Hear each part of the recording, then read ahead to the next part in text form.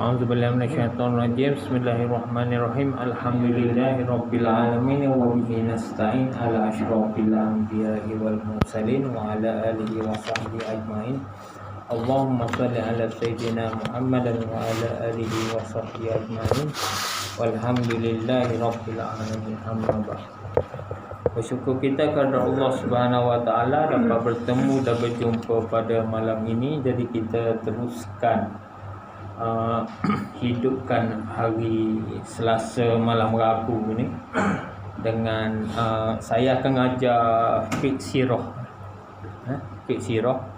Jadi tuan-tuan jemaah semua, jadi saya keluarkan handout situ dah nasab Rasulullah sallallahu alaihi wasallam. Jadi kalau tuan-tuan tengok tu adalah nasab Rasulullah daripada Nabi Adam dah, daripada Nabi Adam. Dan nasab ni saya cantumkan dalam beberapa siri rujukan lah, iaitu daripada rujukan daripada Maulana Syekh Abu Hasan Ali Nadawi, Syekh Hamid Al-Khatib, Muhammad Yusuf Kadahlawi, Munawar Khalid. Jadi kita cantumkan termasuk juga fiqh as-sirah Muhammad Al-Ghazali.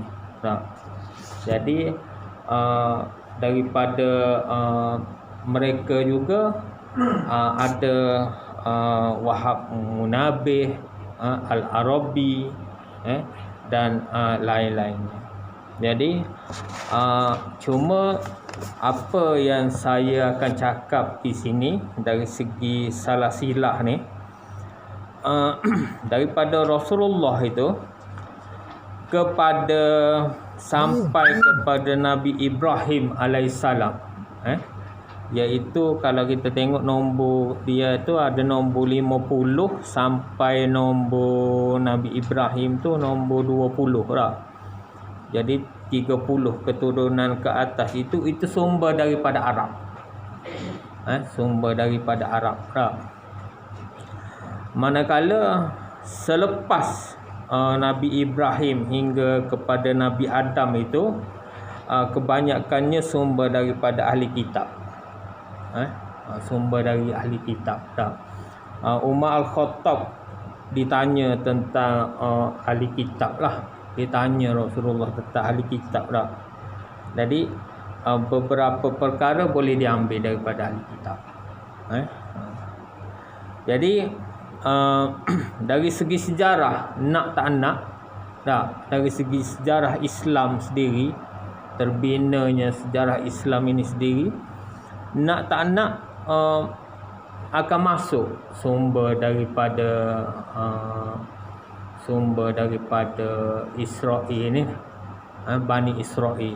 Sebab mereka ni lebih memegang perkara-perkara yang lama tu, mereka ada simpan sejarah-sejarah. Jadi cerita salah silah ini tidak menjadi kesalahan, tidak menjadi kesalahan untuk kita belajar.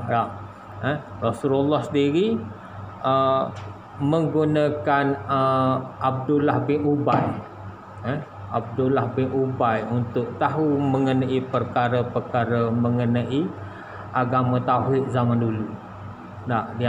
Ditanya Abdullah bin Ubay. Abdullah bin Ubay ni ulama Yahudi dan akhir sekali memeluk agama Islam. Jadi banyak perkara-perkara seperti awal Muharram Rasulullah rujuk kepada Abdullah bin Ubay. Jadi masuk bulan Muharram tu Rasulullah tanya, kenapa dia orang ni puasa lah? Jadi dia orang cakap lah, dia orang puasa itu disebabkan zaman Nabi Nuh dulu berlaku banjir besar gini. Dan Rasulullah cakap, sepatutnya kita lebih daripada mereka. Sepatutnya kita yang buat puasa tersebut. Jadi Rasulullah ambil apa amalan yang baik yang milik Nabi kita, Nabi-Nabi terdahulu digunakan. Dan termasuk ajaran-ajaran Hanif. Ajaran-ajaran Hanif. Zaman dulu kalau nak beza orang agama Hanif dengan orang ahli kitab yang lain, dia ada beza. Jadi pada zaman Rasulullah itu masih ada orang yang beragama Hanif, iaitu agama millat Ibrahim, milah Ibrahim, agama Nabi Ibrahim lah. Juga agama tauhid. Dan akhir sekali milah Ibrahim ini dimurnikan dan dijadikan Islam. Jadi diteruskan dengan Islam, dijenamakan dengan Islam. Apa amalan-amalan Hanif yang dibawa oleh Nabi Ibrahim? Amalan-amalan Hanif ni termasuk haji, umrah, berkhatan, potong kuku, cabut ketiak, cabut bulu. Itu amalan-amalan agama Hanif, orang yang beragama Hanif. Kalau zaman dulu, di zaman sebelum jahiliyah dulu, masa zaman jahiliyah dulu, orang akan tengok siapakah orang beragama Hanif pada waktu itu. Dan dia akan tengok amalan orang Hanif. Orang agama Hanif ni dia mandi. Sebelum melakukan ibadat haji dia mandi. Itu adalah ciri-ciri. Dan orang agama Hanif juga dia akan menyebut Allah dalam penyembelihan. Jadi Rasulullah menggunakan penyembelihan Nabi Ibrahim sebagai ajaran bagi agama Islam. Dia teruskan. Sebab ajaran millat Ibrahim ini juga adalah datang daripada Allah Subhanahu Wa Taala. Jadi sebenarnya bagi agama-agama lain, seperti agama Hindu, agama Buddha, agama Hindu ni dia adalah penyelewengan daripada millat Ibrahim ini. Maka jadilah agama Hindu. Dan mereka meletakkan beberapa item utama seperti dewa-dewa. Dia ada dewa-dewa. Dewa-dewa itu kalau kita tengok sebenarnya dia adalah sama dengan dalam Islam itu malaikat. Mereka menyebut sebagai dewa. Dan Brahma itu adalah datang daripada Ibrahim. Brahma itu adalah Nabi Ibrahim, di mana isteri kepada Brahma dalam agama Hindu ini adalah Saraswati. Saraswati ini Siti Sarah rupanya. Dia gitu.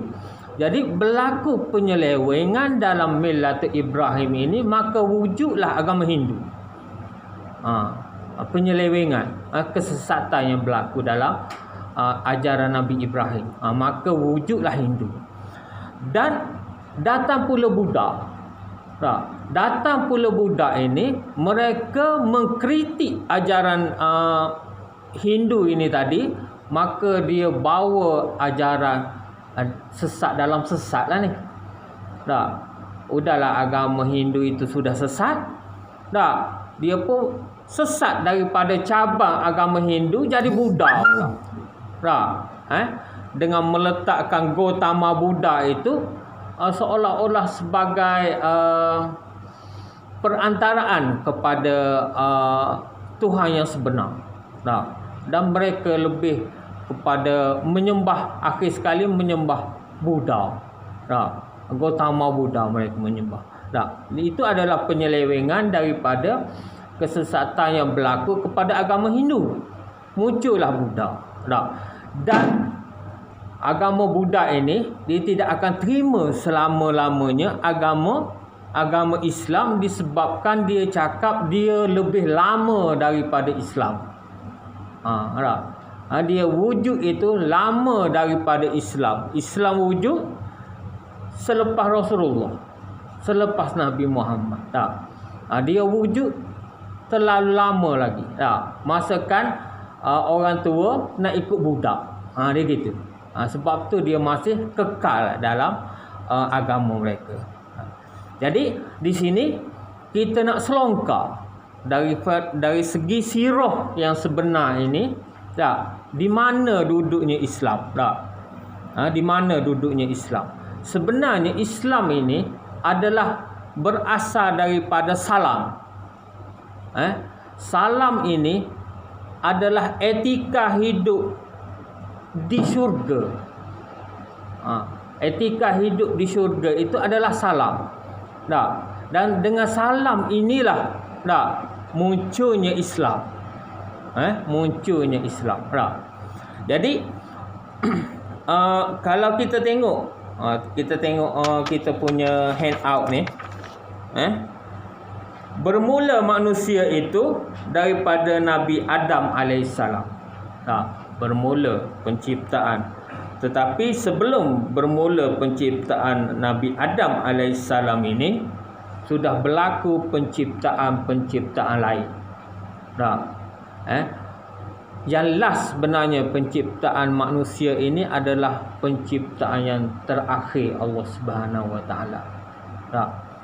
Sebelum dicipta alam ini, kalau mengikut ajaran tasawuf, kita masuk sikit tak apalah ajaran tasawuf ni. Bermula alam ini hanya Allah Subhanahu Wa Taala. Sedia ada. Dan pada waktu itu Allah Subhanahu Wa Taala yang esa sahaja. Maka yuhriju laili wan nahar. Allah Subhanahu Wa Taala, waktu itu dunia adalah gelap. Dunia adalah gelap. Mengikut Sufiyah, dunia ini adalah gelap. Maka diciptanya nur. Diciptanya nur, maka cerahlah. Terang gelap dunia. Baru terang gelap baru.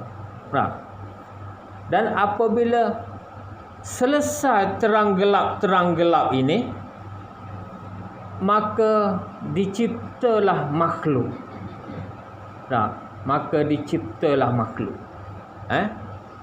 Dan ada setengah ulama mengatakan penciptaan yang pertama makhluk adalah malaikat. Dicipta malaikat. Ada setengah pendapat dia kata alam dulu jadi, baru dia buat malaikat. Jadi perkara tersebut tidak ada yang dicakap oleh Rasulullah siapa dulu. Tapi perkara yang nyata, manusia adalah penciptaan yang terakhir. Manusia itu sah penciptaan terakhir. Dia gitu. Dan berlaku sebelum penciptaan manusia itu, orang putih panggil Homo sapien ini, apabila kita kaji balik, itu adalah golongan Azazil. Homo sapien, golongan Azazil. Azazil ni bukan malaikat. Dan satu golongan lagi adalah golongan malaikat. Dan duduklah Homo sapien ini di bumi, di dunia pada waktu itu. Duduk dia di dunia. Dan penciptaan malaikat duduknya di alam malakut. Alam malakut ini langit 1, 2, 3, 4, 5, luh mahfuz, syurga dan neraka. Ini tempat dia lah. Dan apabila dicipta malaikat ini, malaikat yang pertama dicipta adalah Jibril alaihissalam. Jibril dikatakan Jibril dicipta pada 1 Muharram. 1 Muharram dicipta Nabi Jibril.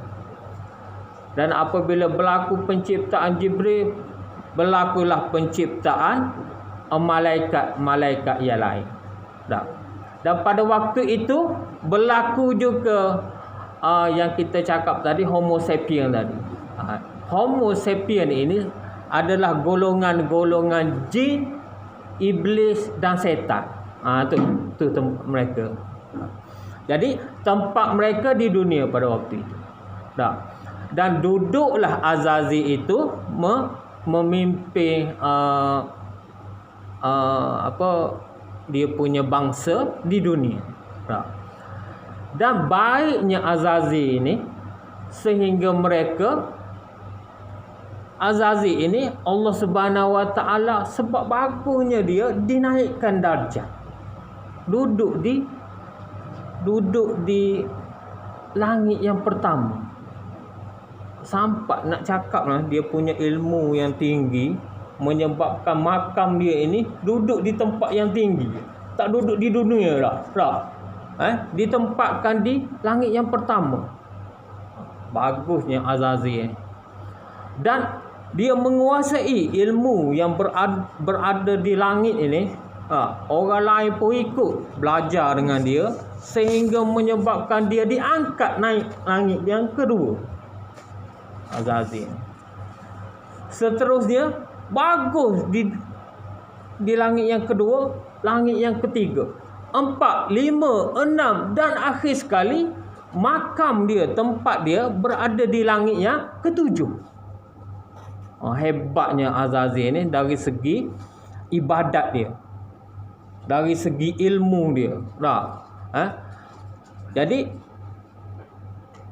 man arada dunya fa alaihi bil ilmi wa man aradal akhirah fa alaihi bil ilmi wa man aradahuma fa alaihi bil ilmi. Siapa yang nak dunia dan seisi dengannya, maka dengan ilmu. Siapa yang nak akhirat pun dengan ilmu. Siapa yang nak kedua-duanya juga dengan ilmu. Dan akhir sekali menyebabkan tak ada tempat untuk orang yang mulia macam tu, makhluk yang mulia macam tu, selain ditempatkan di alam malakut. Duduk bersama dengan para malaikat. Duduk bersama dengan para malaikat. Dan apabila berada di alam malakut ini, dia menjadi pemimpin pula. Dia menjadi pemimpin pula di kalangan malaikat. Malaikat banyak benda yang tak tahu. Langit pertama dia tak tahu cerita-cerita ni. Tapi Azazil ni tahu. Sebab dia dah alami. Dia dah masuk semua tempat-tempat. Dan dia mempunyai ilmu pengetahuan yang tinggi. Dan para malaikat banyak belajar dengan dia. Banyak belajar dengan dia. Sehingga sampai satu masa dia rasa dia ni dah orang Melayu lah. Kalau kita kata dia ni orang asing lah. Asalnya orang asing Bangla lah. Pandai buat rumah lah. Sekali jadi mandu lah. Sekali jadi toke lah. Dan kata Melayu pula dia cakap lah. Dia pun mengaku Melayu sebab berada di alam Melayu ni. Jadilah dia malaikat. Dia tak sedar diri dia bukan malaikat. Dia adalah daripada keturunan Jan. Jan ni bapa jin. Daripada Jan itu muncullah jin-jin yang lain. Iblis dan setan. Setan ni pengikut dia. Jadi apabila berada di alam malakut ni, Malaikat-malaikat lain pun belajar dengan ni. Dan dia tidak sedar. Dia ini bukan malaikat, tetapi taraf dia taraf malaikat. Tak? Ada setengah daripada pemimpin kita pun ada. Tak? Bukan raja yang dipertua negeri. Tak? Taraf apa? Taraf raja. Kadang-kadang nak lebih daripada raja tak? Ada juga. Tak? Tapi kena sedar diri lah. Tak? Ada gitu. Jadi dia bertaraf malaikat. Tak? Bila dia bertaraf malaikat dan malaikat lain, dan ada satu cerita, setengah ulama menukilkan cerita ni, apabila Allah Subhanahu Wa Taala nak menjadikan neraka, kontrak buat neraka ni diserah kepada Mikail. Kontrak nak buat design, plan semua Allah Subhanahu Wa Taala berikan, dia pelaksana saja. Dia buat reka bentuk. Akhir sekali terduduk Mikail. Tempat ni nak buat apa? Allah nak letak siapa? Sebelum tu dah siap dah syurga. Hebat dah. Bila dah buat neraka ni, menyeramkan tak? Tapi macam penempatan tak? Nak buat apa? Lepas tu dia pergi ke suatu sudut, dia buat ukiran tak?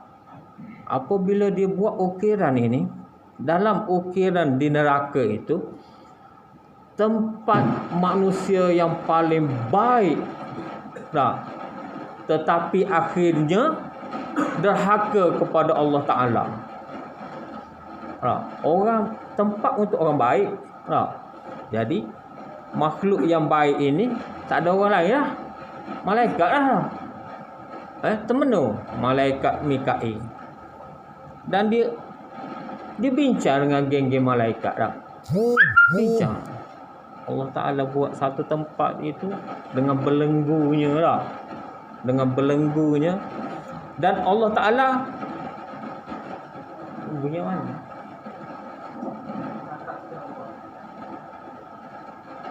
Ni buka sikit.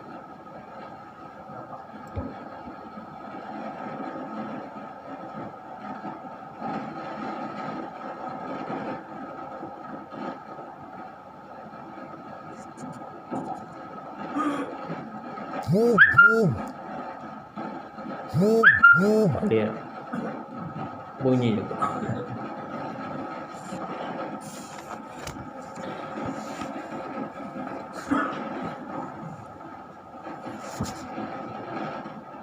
Bunyi pun. Okey. Dan apabila siap tempat tersebut, maka berbicaralah para malaikat. Tempat siapa ni? Tak, ngeri ni. Dan mereka terus bertemu dengan Azazil. Orang yang paling berpengetahuan. Jadi kita mintalah doa daripada Azazil. Azazil ini selain daripada penghulu pada waktu itu, doa dia makbul. Maka Azazil berdoalah. Maka angkatlah tangan para malaikat semua berdoa. Mohon dijauhkan para malaikat daripada tempat tersebut. Tempat tersebut, kursi tu untuk orang tu, bukan untuk malaikat. Jadi Azazil pun doa. Lindungilah malaikat-malaikat ini dari tempat tersebut, dari penderhakaan. Malaikat yang lain semua amin, amin, amin, amin. Tanpa disedari, dia berdoa untuk malaikat. Dia tidak berdoa untuk diri dia. Dia gitu. Jadi cerita dia ni, kita mampu tak buat ni tak? Mampu hak ni.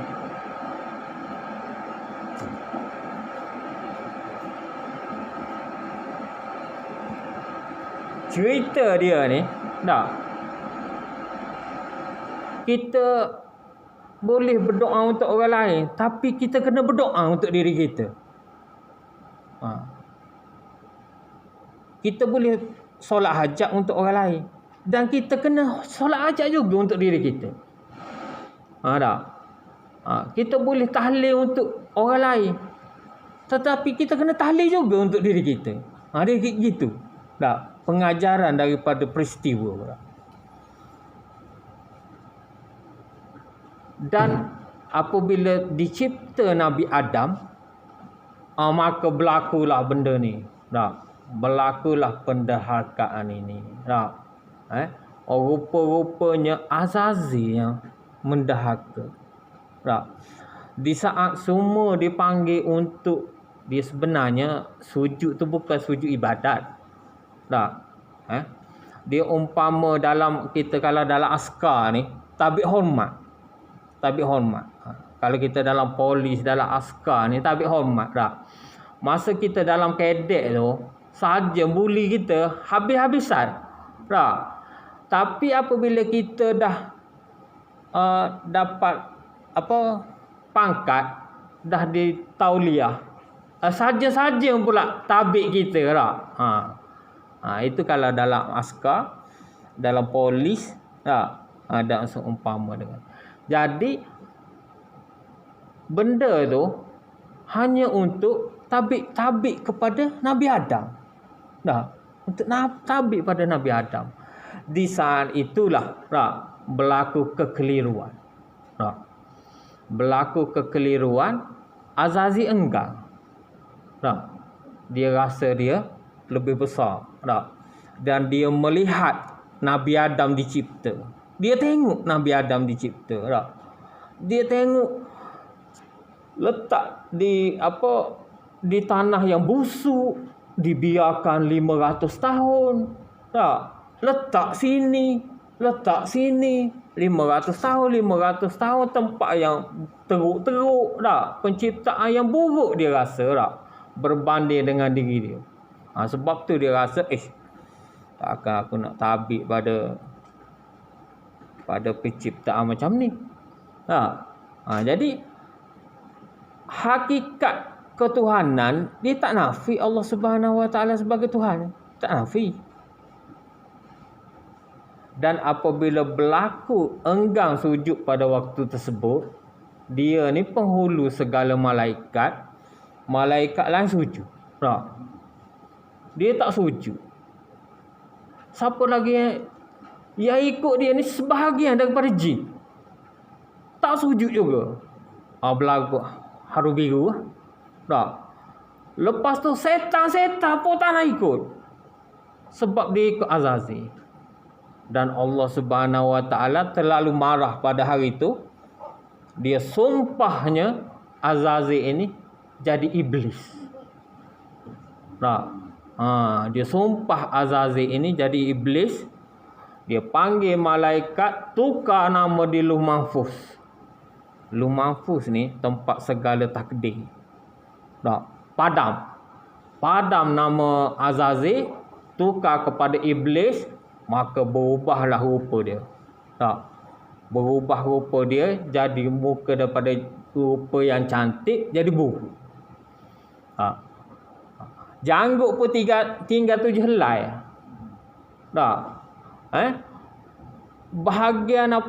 Bahagian leher ni macam rupa monyet. Bahagian dahi dia ni macam bontuk orang. Bengkak gitu lah. Jadi rupa yang menyeramkan. Itu akibat daripada sumpahan Allah Subhanahu Wa Taala. Dan adalah kisah-kisah Azazil ini mohon dilanjutkan usia. Sebab apa? Sebab dia akan membalas dendam terhadap Adam. Sebab Adam lah. Dia menyalahkan Adam. Dia jadi macam tu. Dan terusilah kembali dia keluar daripada syurga. Dia duduk main di sempadan. Dia tak balik ke dunia. Dia duduk di sempadan saja. Tunggu-tunggu masa duduk ngecek-ngecek Nabi Adam. Jadi apabila Nabi Adam dicipta dan Nabi Adam berada di syurga, disingkirkan iblis, maka dicipta Siti Hawa. Maka inilah peluang bagi iblis untuk memperdaya Adam. Sebab tu sebelum Nabi Adam meninggal dunia, dia pesan kepada anak dia Nabi Syis. Nabi Syis ni anak dia, anak bongsu. Anak bongsu dia yang rupa sama dengan Habil. Rupa dia tu sama dengan Habil. Dalam sekitar 800 tahun baru lahir Nabi Syis ni. Dan dalam 800 tahun Siti Hawa ni menanggung rindu hilang anak Habil yang dibunuh oleh Qabil.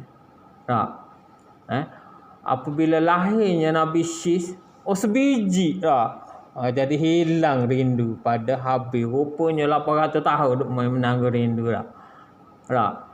anak-anak yang lain tak ada sebiji pun muka macam Habil lahirnya Nabi Syis mengobat hati. Jadi pembunuhan yang pertama berlaku di kalangan anak-anak Nabi Adam adalah Habil dan Qabil. Itu peristiwa yang pertama berlaku pembunuhan. Jadi apabila berlaku pembunuhan tersebut, dulu haiwan baik dengan manusia. Dulu haiwan-haiwan baik dengan Nabi Adam, baik dengan anak cucu Nabi Adam. Baik. Jinak. Dan semenjak pembunuhan Habil oleh Qabil menyebabkan binatang jadi takut pada manusia. Dia macam melarikan diri. Sampai sekarang dia macam tak percaya pada manusia. Sebab tergamak melakukan pembunuhan pada adik-adik.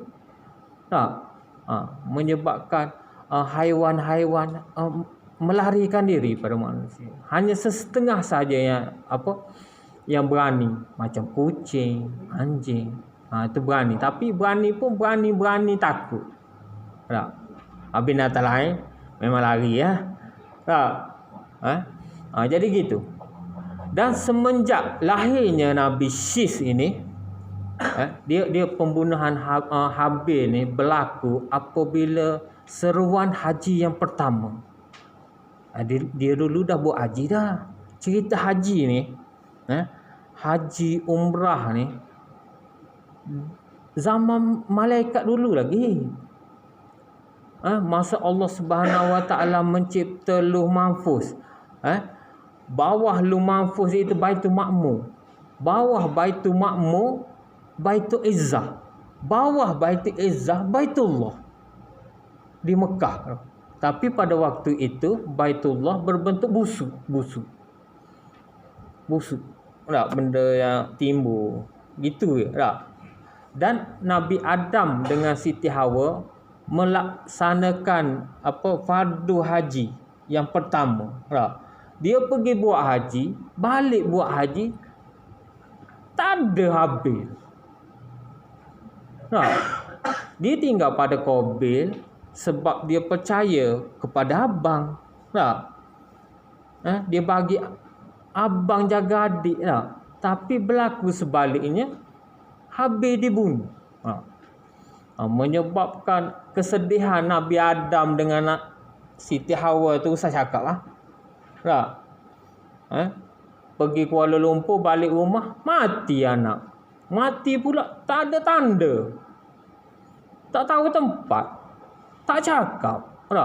Qabil jadi manusia yang iri hati, yang jahat,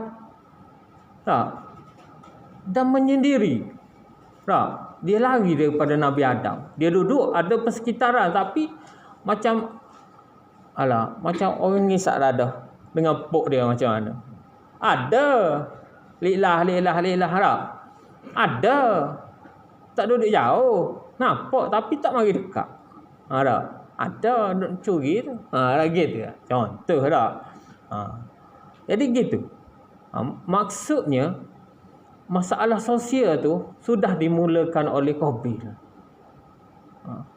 Dan ada setengah ulama cakap umur Nabi Adam ni 950 tahun. Dijanjikan oleh Allah berapa? 1000. Ada cerita dia lah. Nanti kita cerita kalau ada masa lah. Kenapa jadi 950 lah. Jadi dalam umur 950 mengikut ulama dia cakap Adam telah menyaksikan kehancuran anak cucu dia.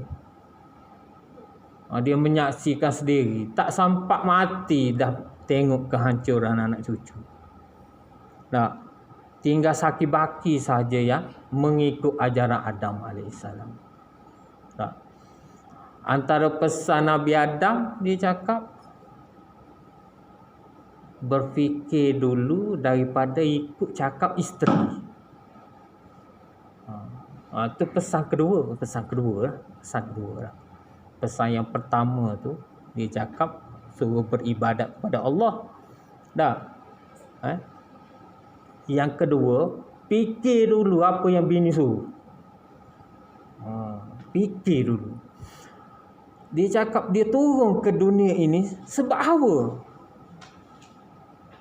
Sebab hawa. Hawa yang beria-ia nak makan buah khuldi. Dia makan dalam keadaan takut.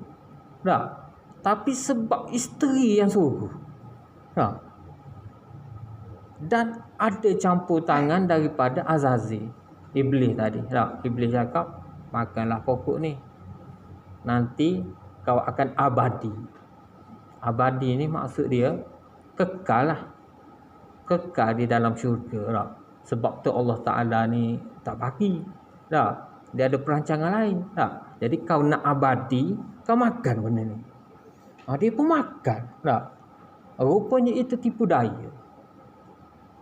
Tipu daya campur tangan isteri pula jam. Udahlah orang nak tipu kita. Bini kita pula cakap, terima lah jam kita. Kita pun terima lah. Itu lah. Hidup kita gitu lah. Macam mana? Jadi pesan Nabi Adam yang kedua tu, fikir dulu apa yang isteri suruh. Sebab dia terjebak dalam keadaan tu. Jadi itulah Adam AS. Dan apabila dia melahirkan Nabi Syis ni, gugur dia punya Nur Muhammad.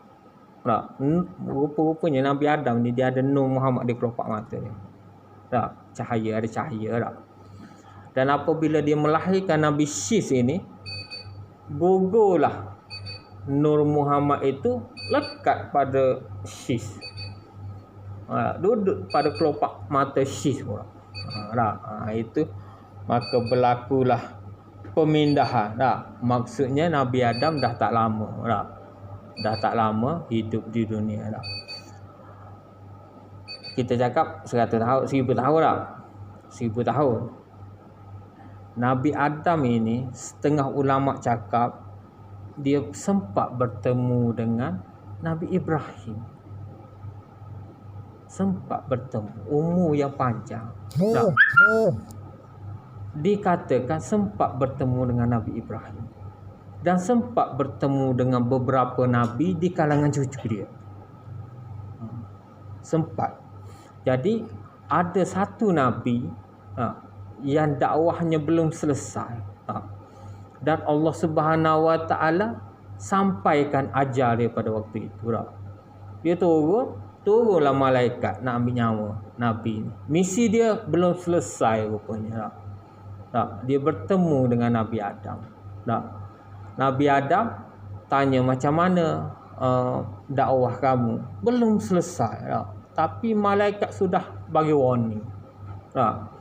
Maka Nabi Adam berdoa lah, panjangkanlah umur Nabi ini untuk selesaikan urusan dia. Tanpa disedari, Allah Ta'ala tolak umur dia 50. Sebab hari yang terakhir Nabi Adam, malaikat dah datang lah. Yang nak ambil nyawa dah sampai lah. Dia cakap, janji 1000 tahun. Janji nak berhenti bila jam ni bunyi tak berhenti-berhenti lah. Gitu lah. Sikit lagi tak? Sampai ada 50 lagi. Rupanya dia lupa doa dia pada seorang Nabi ni untuk selesaikan urusan, ditolak kat situ. Jadi aku kena mati lah. Ya, kena mati hari ni. Maka matilah Adam. Dia pun kalkulit dah. Ada 50, rupanya ditolak. Rupa-rupanya umur manusia ni pun ada yang ditolak, ada yang ditambah. Ikut-ikut kalkulit kacir manis 10 tahun mati. Rupanya tambah lagi 15 tahun, 20 tahun. Ada satu cerita, nanti kita cerita pada masa akan datang, Nabi yang ditambah umur. Nabi yang ditambah umur. Patut mati lah, tapi ditambah.